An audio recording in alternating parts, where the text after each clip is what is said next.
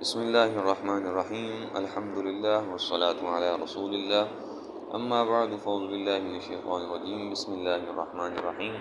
حضرات سامعین، آج اس مسئلے کو بیان کر رہا ہوں، بہت ہی اہمیت کا حامل ہے، بالخصوص یہ رمضان المبارک کے اندر نماز تراویح کے اندر یہ اصل زیادہ سے زیادہ اکثر جو مسئلہ پیش آتا ہے، اور اس کے علاوہ باقی نمازوں میں بھی یہ مسئلہ پیش آتا ہے کہ مقتدی نے ابھی تک تشہد مکمل نہیں کیا ہوتا تو امام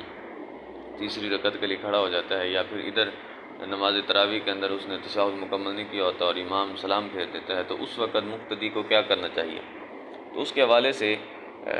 سمجھنے کی ضرورت ہے کہ اگر تو مقتدی تسبیحات وغیرہ پڑھ رہا ہے، یعنی رکوع و سجود کے اندر ہے اور امام نے اس کی تسبیح مکمل ہونے سے پہلے ہی رکوع سے سر اٹھا لیا یا سجدے سے سر اٹھا لیا، تو اس وقت اس کے لیے ضروری ہے کہ وہ اپنے امام کی پیروی کرے، کیونکہ امام کی پیروی کرنا واجب ہے اور تسبیحات سنت ہیں۔ جس طرح کہ تنویر الابصار اور در مختار کے اندر موجود ہے کہ لو رفع الامام رأسہ من الرکوع والسجود قبل ان یتم المأموم التسبیحات،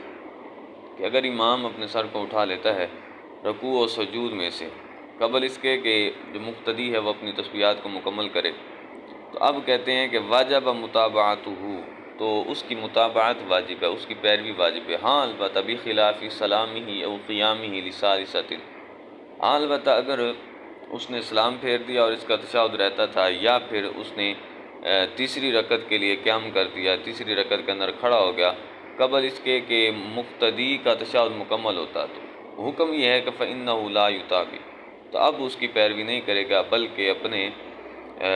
مکمل کرے گا اپنے تشہد کو، کیونکہ تشہد واجب ہے اور ایک واجب کی وجہ سے دوسرا واجب ترک نہیں کیا جا سکتا۔ اور رد المختار کے اندر تو یہ ہے کہ فإنہ لا یتابع کے تحت فرمایا کہ اگرچہ تیسری رکعت کے فوت ہونے کا بھی خطرہ ہو، اس وقت بھی مقتدی کے لیے یہ حکم ہے کہ وہ اپنا تشہد مکمل کرے، تشہد مکمل کرنے کے بعد پھر ہی امام کی پیروی کرے۔ تو یہ اصل مسئلہ ہے۔ دعا ہے کہ رب ذوالجلال ہم سب کو عمل کی توفیق عطا فرمائے، آمین۔ وما علینا۔